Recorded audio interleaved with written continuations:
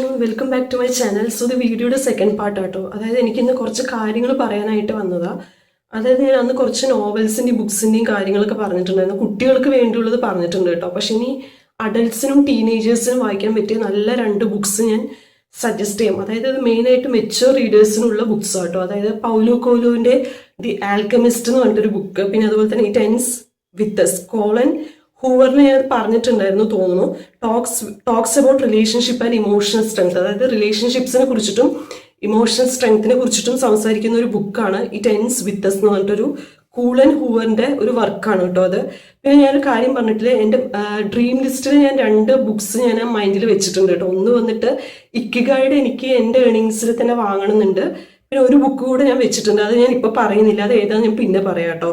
പിന്നെ ഞാനൊരു കാര്യം പറയട്ടെ, എനിക്ക് സ്വന്തമായിട്ടൊരു ഏർണിങ്സ് ഒക്കെ വന്ന സമയത്ത് ഈവൻ ഞാൻ ആ എമൗണ്ട് ചെറുതാണെങ്കിലും വലുതാണെങ്കിലും എന്നെ സംബന്ധിച്ചിടത്തോളം ഒരു 100 രൂപ കിട്ടിയാൽ പോലും അത് വലിയൊരു എമൗണ്ട് തന്നെയാണ് കേട്ടോ. കാരണം ഞാൻ കളക്ട് ചെയ്ത് വെച്ച എമൗണ്ടും അതുപോലെ തന്നെ എനിക്ക് വേണ്ടി ഞാൻ സ്വന്തമായിട്ട് സമ്പാദിച്ച് തുടങ്ങിയ സമയത്ത് എനിക്ക് വേണ്ടി ഞാൻ കളക്ട് ചെയ്ത് വെച്ച ആ എമൗണ്ട് എൻ്റെ കയ്യിൽ വെച്ചപ്പോൾ ഞാൻ അത്രയും ഹാപ്പി ആയിട്ടേ ഉള്ളൂ കേട്ടോ. കാരണം അതുകൊണ്ട് എനിക്കൊരു 2-3 ബുക്സ് വായിക്കാൻ വേണ്ടി വാങ്ങാൻ പറ്റിയത് തന്നെ വളരെയധികം ഹാപ്പിയാണ്. അതിൽ ഒന്നായിരുന്നു സിഗ്മണ്ട് ഫ്രോയിഡിന്റെ ഇന്റർപ്രിട്ടേഷൻസ് ഓഫ് ഡ്രീംസും, പിന്നെ അതുപോലെ തന്നെ ആരാച്ചാറും കേട്ടോ. പിന്നെ അതിന്റെ കൂടെ തന്നെ ഞാൻ UGC നെറ്റിനെ പഠിക്കാൻ വേണ്ടിയിട്ടും ബുക്ക് മേടിച്ചിട്ടുണ്ടായിരുന്നു. ഇനി നിങ്ങൾക്ക് യൂട്യൂബ് ചാനൽസ് ഒക്കെ ചെയ്യാൻ ഇൻട്രസ്റ്റ് ഉള്ളവരാണോ, അല്ലെങ്കിൽ ഇൻട്രസ്റ്റ് ഇല്ലെങ്കിലും നോർമലി നിങ്ങൾ വീടുകളിൽ ഇരിക്കുന്ന ആൾക്കാരാണെങ്കിൽ പോലും നിങ്ങൾക്ക് കുറച്ച് ചെയ്യാൻ പറ്റുന്ന കുറച്ച് പ്രൊഡക്റ്റീവ് ആയിട്ടുള്ള ഹാബിറ്റ്സിനെ കുറിച്ചിട്ടാണ് ഇന്ന് പറയാനായിട്ട് പോകുന്നത് കേട്ടോ. സോ നമ്മൾ എപ്പോഴും ഒരു ദിവസം സ്റ്റാർട്ട് ചെയ്യുമ്പോൾ ഒരു പ്ലാനിങ്ങോട് കൂടി സ്റ്റാർട്ട് ചെയ്യുക. അതായത് രാവിലെ എണിച്ചു നമുക്ക് എപ്പോഴും ഒരു ഹാബിറ്റ്സ് ഉണ്ടാവില്ലേ, ഡെയിലി റുട്ടീൻ ഉണ്ടാവും, ഇന്ന രീതിയിൽ സ്റ്റാർട്ട് ചെയ്യണം, ഇന്ന രീതിയിൽ ചെയ്യണം എന്നുള്ള റുട്ടീൻസും കാര്യങ്ങളൊക്കെ ഉണ്ടാവില്ലേ. അതുപോലെ തന്നെ ഒരു ലേണിംഗ് ടൈം വെക്കുക. ലേണിംഗ് ടൈം എന്ന് പറയുമ്പോൾ എപ്പോഴും പഠിക്കണം എന്ന് തന്നെ പറയുന്നില്ല, ജസ്റ്റ് ഒരു ബുക്ക് എടുത്ത് നിങ്ങൾ വായിക്കാനായിട്ട് നോക്കുക. ഒന്നും വേണ്ട, ഇപ്പോൾ ന്യൂസ് പേപ്പേഴ്സ് ആണെങ്കിൽ നെഗറ്റീവ് ന്യൂസ് വരികയാണെങ്കിൽ അതങ്ങ് മാറ്റി വയ്ക്കുക, കിട്ടുന്ന ഒരു പുസ്തകം എടുത്ത് അങ്ങ് വായിക്കുക. എന്തെങ്കിലും ഒരു പുതിയ കാര്യം വായിച്ചറിയാൻ നോക്കുക. അതും പറ്റുന്നില്ലെങ്കിൽ ജസ്റ്റ് ഒരു ഫോൺ എടുക്കുക, അതിനൊരു പോസിറ്റീവ് ആയിട്ടുള്ള എന്തെങ്കിലും ഒരു പോഡ്കാസ്റ്റോ കാര്യങ്ങളോ ഒന്ന് ഓഡിയോ ആയിട്ട് കേൾക്കാനായിട്ടെങ്കിലും നോക്കുക കേട്ടോ. ഇനി ഈ സമയത്ത് നിങ്ങൾ ശ്രദ്ധിക്കേണ്ട കുറച്ച് കാര്യങ്ങൾ, അതായത് നിങ്ങൾക്ക് വേണ്ടി കുറച്ച് സമയം അറ്റ്ലീസ്റ്റ് ഒരു 1 hour സൈലൻസിൽ ഇരിക്കുക, ഒന്ന് ഇൻട്രോസ്പെക്ട് ചെയ്യുക, ഡിസ്ട്രാക്ഷൻസ് അവോയ്ഡ് ചെയ്ത് നിങ്ങൾക്ക് വേണ്ടി കുറച്ച് ടൈം സ്പെൻഡ് ചെയ്ത്, ഓവറായിട്ട് വേണ്ട, കുറച്ചായിട്ട് ചെയ്യാനായിട്ട് നോക്കുക. ഡിസ്ട്രാക്ഷൻസ് ഇല്ലാതെ കുറച്ച് സമയം നിങ്ങൾക്ക് വേണ്ടി സ്പെൻഡ് ചെയ്യാനായിട്ട് നോക്കുക. ഇനി നിങ്ങളുടെ സ്പേസ് ക്ലീനിങ് എന്ന് പറഞ്ഞിട്ടൊരു സംഭവമാണ്. അതായത് നിങ്ങളുടെ റൂം മേക്ക് ഓവർ ചെയ്യാതെ, അത് ഓവറായിട്ടൊന്നും ചെയ്യണമെന്നില്ല. Make your bed, organise your table, ഈ 2 കാര്യങ്ങൾ ചെയ്താൽ തന്നെ മതി. ഇവിടെ നിന്ന് തന്നെ സ്റ്റാർട്ട് ചെയ്ത് നോക്കിക്കോളൂ കേട്ടോ. അപ്പൊ തന്നെ നിങ്ങളുടെ ഒരു പകുതി സ്ട്രെസ് പോവാനായിട്ട് തുടങ്ങും. ഇനി നിങ്ങളെ തന്നെ സ്വന്തമായിട്ട് ടേക്ക് കെയർ ചെയ്യുക പറയുമ്പോൾ എന്താണ്, എത്രയോ പേര് സ്കിൻ കെയർ ചെയ്യുന്നുണ്ട്, പക്ഷെ നിങ്ങൾ ബാക്കിയുള്ളവരുടെ ഇമിറ്റേറ്റ് ചെയ്യേണ്ട, സ്വന്തമായിട്ട് തന്നെ ഒരു സ്കിൻ കെയർ റുട്ടീൻ കൊണ്ടുവരിക. ഇനി അഥവാ നിങ്ങൾക്ക് പറ്റുന്നില്ലെങ്കിൽ ഒരു ഡെർമറ്റോളജിസ്റ്റിനെ കൺസൾട്ട് ചെയ്തുകൊണ്ട് സ്കിൻ കെയർ ചെയ്യണമെന്ന് അങ്ങനെയുള്ളവർക്ക് അങ്ങനെയും ചെയ്യാം. അല്ലെങ്കിൽ സിമ്പിളായിട്ട് മെത്തേഡിൽ സ്കിൻ കെയർ ചെയ്യുന്നവർ ചെയ്യുക, ഹെയർ കെയർ ചെയ്യുക, ബോഡി കെയർ ചെയ്യുക, എക്സസൈസ് ചെയ്യുക, അങ്ങനെ ഇഷ്ടംപോലെ കാര്യങ്ങൾ നിങ്ങൾക്ക് ഇഷ്ടപ്പെടുന്ന പോലെ തന്നെ ചെയ്യാനായിട്ട് നോക്കുക കേട്ടോ. പിന്നെ എക്സസൈസ് എന്ന് പറയുന്നത് മസ്റ്റ് ആക്കുക. ഒരു 30s ഒക്കെ ക്രോസ് ചെയ്ത് കഴിയുമ്പോഴേക്കും നമ്മുടെ എല്ലുകൾക്കൊന്നും ബലം ഉണ്ടാവില്ല. അതായത് ഈ ബലം കിട്ടാൻ വേണ്ടിയിട്ട് മാക്സിമം എക്സസൈസസ് നോക്കുക. അത് ഒരുപാട് ഹെവി ആക്കണം എന്നൊന്നുമില്ല. അറ്റ്ലീസ്റ്റ് നിങ്ങൾക്കൊന്ന് വാക്കിങ്ങിന് പോകാൻ ഇൻട്രസ്റ്റ് ഉണ്ടോ, അതങ്ങ് ചെയ്യുക.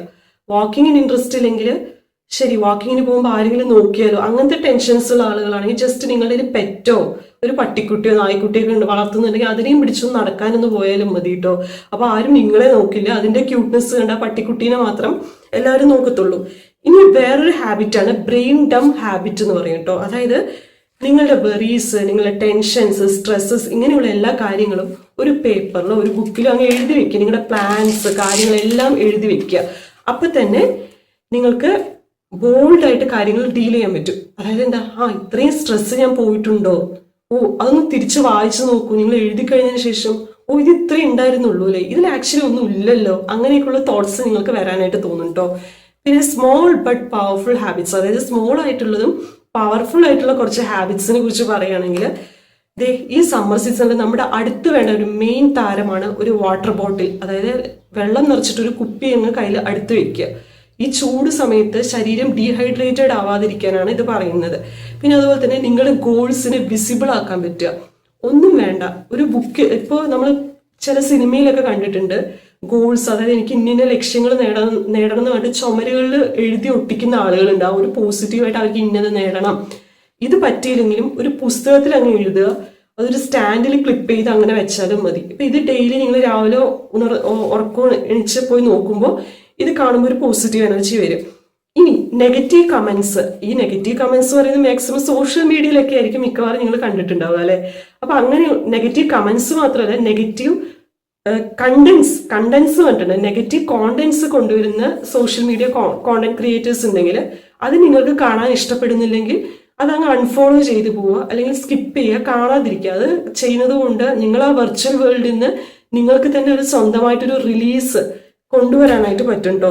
അതുപോലെ തന്നെ നെഗറ്റീവായിട്ടുള്ള പീപ്പിൾ, അതായത് അങ്ങനെയുള്ള വ്യക്തികളിൽ നിന്നും കുറച്ച് മാറി നിന്ന് കഴിഞ്ഞാൽ കുറച്ച് ഹാപ്പിനെസ് കൊണ്ടുവരാൻ പറ്റും. പിന്നെ പ്രാക്ടീസ് ഗ്രാറ്റിറ്റ്യൂഡ്.